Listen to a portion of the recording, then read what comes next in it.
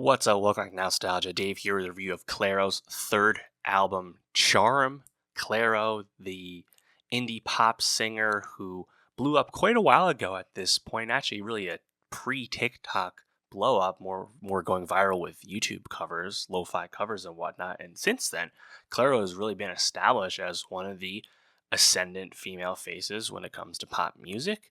And that was certainly made, I think, really clear, more mainstream with her second album, her last album, Sling, which of course she made in conjunction with Jack Antonoff. So as a result, Clairo has kind of been looped in to a lot of the pop girls who have also done recent work with Jack. As we know, the list is quite long at this point. And now Clairo's back with her third album. And, she's working with a new producer once again. This time around, no Jack Antonoff. She's working with Leon Michels. And of course, her first album she did with Rostam. So I do really respect and admire that Clairo is really willing to work with new people and continue to kind of bring other people into her creative circle as she's trying to figure out what kind of music she's making.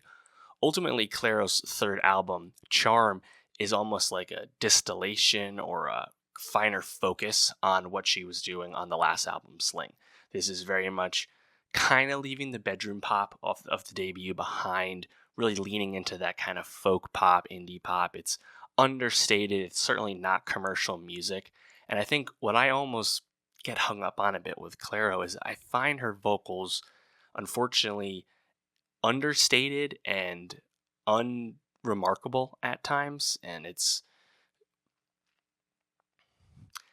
certainly by designs the type of music she's going for, but for me it just doesn't grab me as much as I would like. And if the production instrumentation isn't really wowing me enough, I have a hard time like locking in on her choruses, because ultimately she's a songwriter. She's a big songwriter. She's a popular songwriter.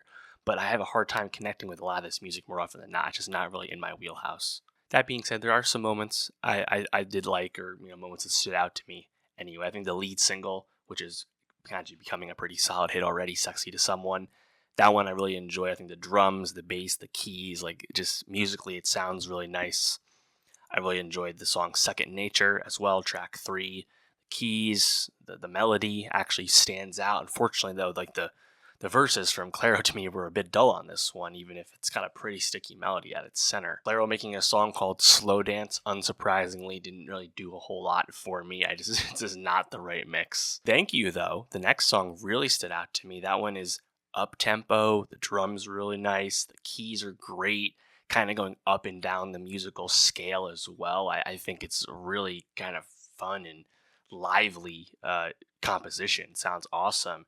And even the vocals from Clairo are pretty lively as well, relatively speaking, for usually her normal range. But I think that one to me is probably my favorite song on the album, which is probably not what most Clairo fans would say. Again, just speaks to what I'm actually looking for and how that's usually different than what she's going for these days. Terrapin also, I think, stands out. The piano is really the star of that song, and it's not the first song on the album that feels that way. And it's Add Up My Love. I think the string flourishes really stand out as well, really beautiful.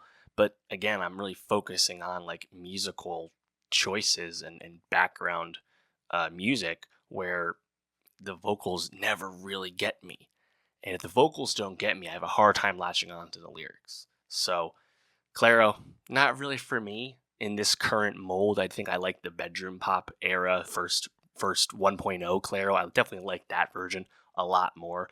That being said, she seems to be really open to switching up what she's doing. She's recorded music all over the country at this point, working again with 3 high-profile producers that are all very different from one another. So I would not be shocked if album 4, album 5 is another departure in a different type of music, So yeah, I'll be interested to hear what the next thing sounds like. Let's put it that way. But let me know, did you like Clairo's third album more than me? You probably did. Let me know why. And for more music reviews, subscribe, and I'll see you next time.